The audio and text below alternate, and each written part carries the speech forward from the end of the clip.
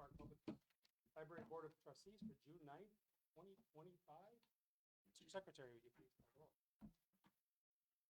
Trustee Belendis, Here. Trustee Santangelo, Here. Trustee Monahan. Here.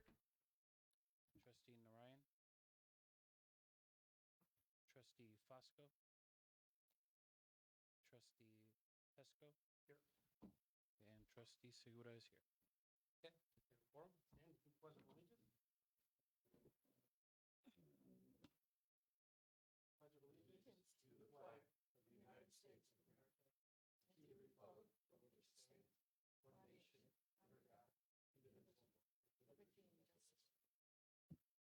All right, our account balances as of this day is general fund checking is $60,892.19. Our building fund balance stands at $38,644.75. Our gift fund balance is $2,045.09. Our reserve account is at $376,241.54. Our total cash on hand is $477,823.67. And our fiscal year 25-26 expenditures to date are $237,416.99. On our consent agenda tonight are the approval of the May 2025 board meeting minutes, the approval of payroll for June 2025, the medical insurance for July 2025, acknowledgement of the treasurer's report, the approval of the IMRF payment for May 2025, and the approval of the general fund disbursements for May 2025. Do I have a motion to accept the consent agenda as presented tonight? I'll make the motion. I'll Do I have a second. Okay, any discussion on the items in the consent agenda? All right, go ahead and call the question. Mr. Secretary? Trustee Belendis, Yes. Trustee Santangelo, Yes. Trustee Monahan, Yes. Trustee Narayan. Trustee Fosco.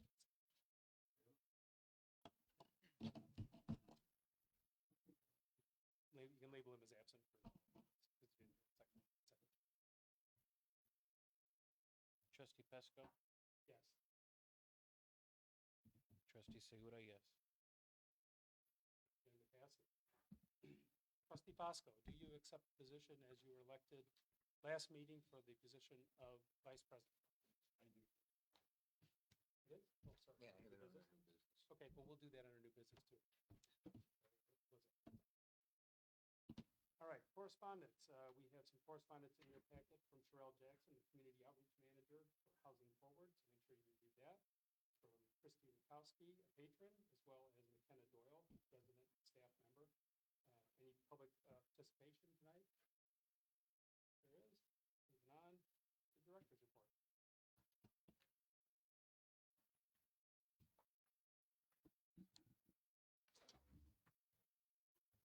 As we move into the heart of summer, I want to take a moment to reflect on recent events that have deeply touched our library family. In May, we lost 3 cherished friends at the Elmwood Park Public Library whose legacies will forever be part of our story. John Hickey was a longtime resident, and he used to be a frequent visitor, but he was our main delivery on Wednesdays. He was an accountant by trade, but he loved to read and he loved the library. He asked all donations, his family asked any of the donations from his funeral would come to the library, which we've already received. Commemorate his impact, a special plaque will be installed at the front of the service desk in his memory. Another one, which was, it was shocking, was William Bill Stockage, and he was a frequent visitor, usually on Mondays. He'd come in and grab a bunch of books, and his wife worked at Picket Fences, so he would pick up 10, 12 books. And here's a guy, I have to tell you, he would ask to see me, and I think I saw him either the day of or the day before Daddy passed on. But you know what, he gave us, his rare ability was that his interaction with everybody made everybody feel special. So again, we're going to have a book display dedicated in his name, all the special children books that come in. And then recently, someone who I didn't know, but I've been told for for the 3 years I've been here, is about Priscilla Panico, former employee that passed away. She, I think the thing that I was told a lot about, that the one thing she liked doing and she did better than everybody, and which I feel is the hardest job in the library, is shelving. She took great pride in it, and she was able to do it for a long period of time, which is, I find it remarkable. Again, we're planning behind our circulation list, we have acorns, and we're purchasing one in her name and her honor for her. Again, these three were tough, and Bill was a shock, and all three of them will be missed by staff. I have something I want to share with you on data. Today I had staff put together an analysis of how many people that are looking at our board meeting. And for the first 5 months, think about what you think it would be. And the number is 4,911 people have shared our website. Our finance meeting, we had 2 finance meetings. We've had 981 views. And our BGPP meeting of 891. So people that aren't able to come here are able to view our board meeting. So that's a positive note on us. A couple things have happened during the month that I sent you emails on, but I want to discuss it a little bit, especially for the people that might be viewing us or that are in the audience. There's word of recent cuts in federal cuts, and how it affects us is the interlibrary. Now I give or take, it's 10,000 we get. 10,000 we receive from other libraries, and 15,000 we give out. There is going to be some cuts eventually, probably somewhere down the road. The budget is they've received budget dollars through September, and they've been told not to anticipate any increases in their following budget. So we're going to stay close to that one because that is the most important for us. The other ones have to do with funding for PNG, which we will continue to do programs. We haven't received any PNG funding last year. We applied for it this year. So we will stay tuned on that. And some of the adult programs that we get $7,500 for that. We will continue to provide everything that we're doing right now. And I will keep the residents and the board abreast what goes on. Another thing I wanted to talk to, and it's in the package, I want to talk about the programming analysis for last year. I consolidated the numbers, and what's really interesting, I had done these numbers I've done those numbers 6 months ago, and I projected 25,000, and we came back, I projected 24,239, received 25,000 people came to our program. And that's a 48% increase from the prior year, and the prior year had 68% increase. So, we've grown from 481 programs to 1,199. In your packet, in the back, I've given you a copy of our calendar that's going to go to the publisher this week, so you'll have an advantage. On there represents only the core programming, which is over 500 programs in core. Did we have the monthly newsletters? We had a stack. Okay, I have this month's newsletters, which are more updated for everyone, and that includes everything that's going on in the library. Plus, the website is updated frequently with social media. But we could see now the impact that social media has on the library for the expansion that we had. One note on the data, because it was brought up before, when we increased from 22-23 was not a COVID month, a COVID year. So it is apples to apples to each year. And I don't want to diminish the work on the prior administration, but we had more opportunity to grow the programming with the staff that I have. You know, I was going to talk about transparency. What I included in your package is a snapshot of our website under the word transparency. I urge anyone to visit other libraries, including staff, see what they do compared to what we do, especially in the topic of transparency. We have a lot more financial information. Most of the libraries, you have to FOIA information. We don't have to do that. I could understand maybe why they want their FOIAs, but see, I could answer the questions of any questions that are brought up by any patrons or staff or board members that come out to support the information.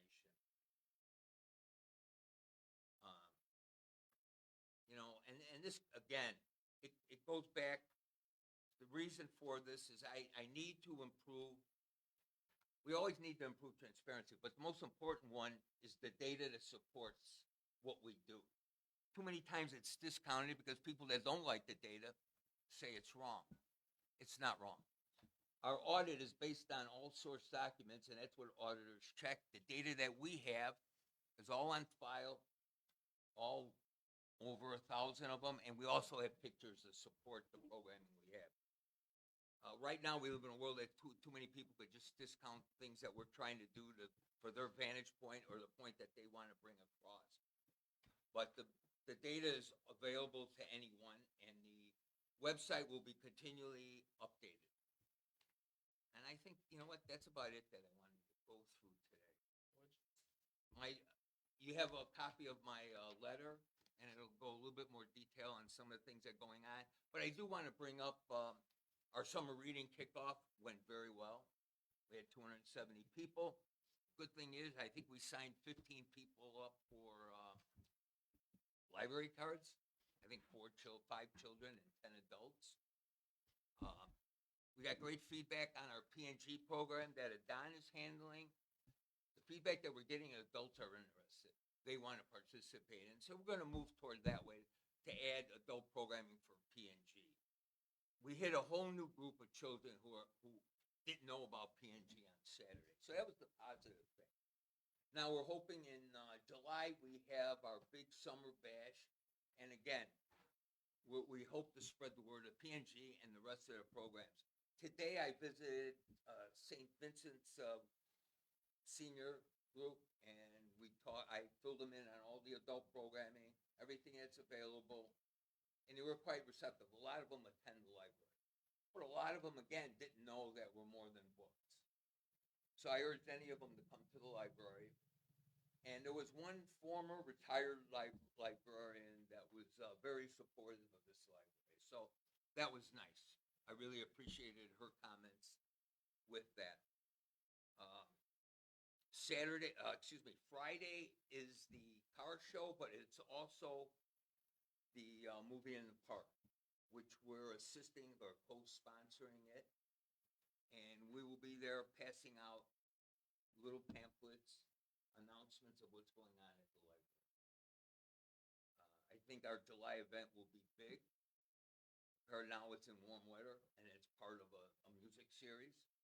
So we're all pretty excited about that. Another thing that you have in your packet that I want you to look at is the financial results for 24-25, the numbers and detailed explanation for each one.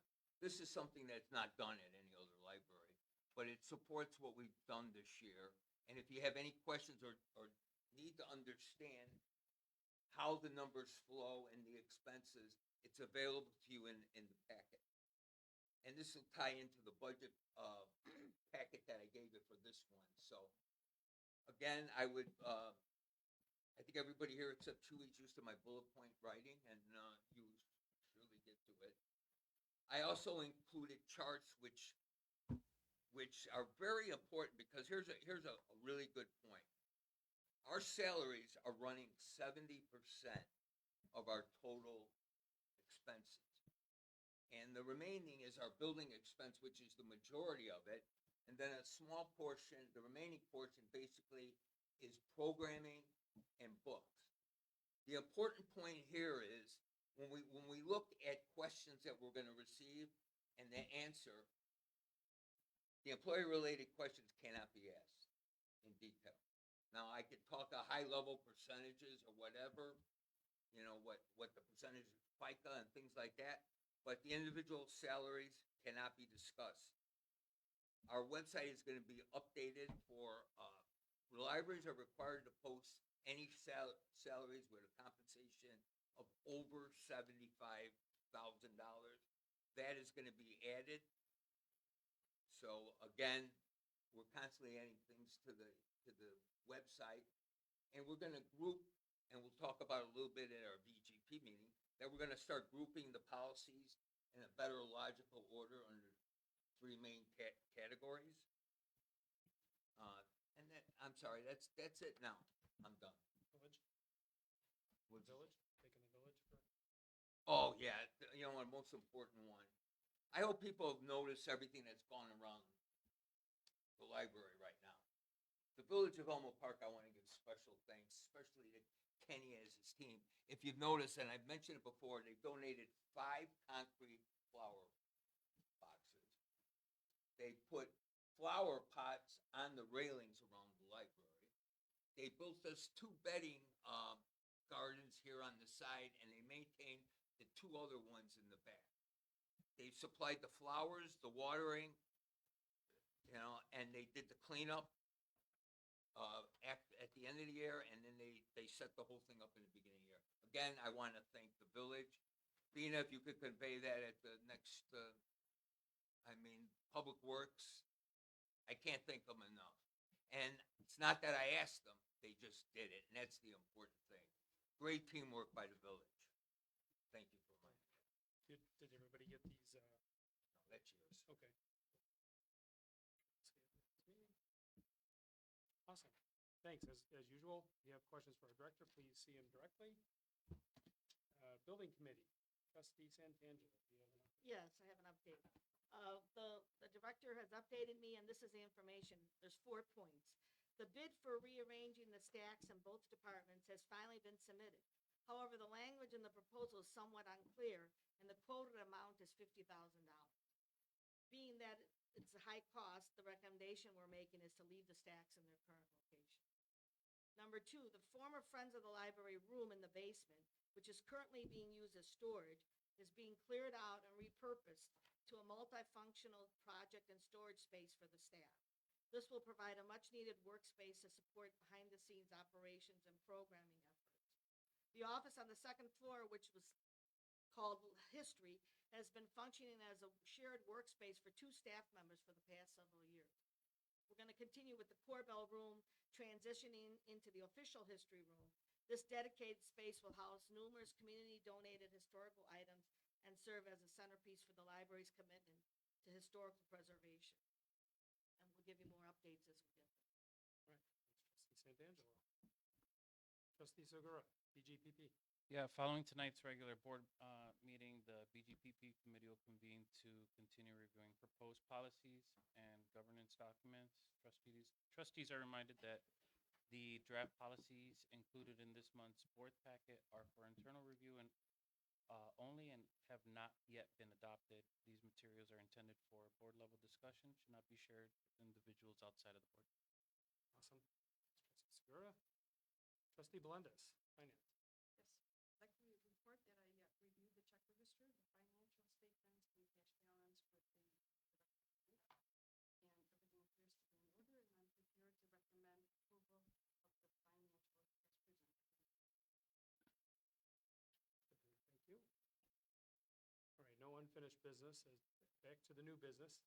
Trustee Fosco, do you accept the position of the Office of Vice President for the Village of Elmwood Park Library Board of Trustees? I do. All right, do I have a motion to accept Resolution 2025-01 for adopting the prevailing wage rates as presented on your agenda tonight? I'm not going to read the whole thing as part of that motion, but it's right there in front of you. Moved by Trustee Fosco, seconded by Trustee Melendez. Any discussion on that resolution? This is one we have to do every year as part of the Prevailing Wage Act. Nothing generally changes, just saying we're going to comply with it.